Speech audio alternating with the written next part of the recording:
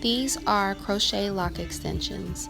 In the beginning, this is how her hair looked prior to the installation. These are the lock extensions. This is during the lock extension process, only used with the crochet needle.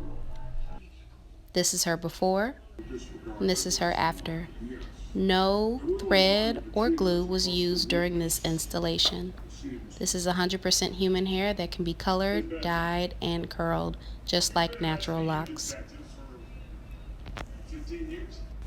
These crocheted lock extensions were custom made by Making Locks. At the request of the client, they were 5 inches long, extended on her hair, and they were in the small size. During the client service, her hair was also retwisted with water-based, water-soluble products that won't cause any irritation, flakage, or buildup in her hair. If you have any questions, please contact me at 214-460-3445.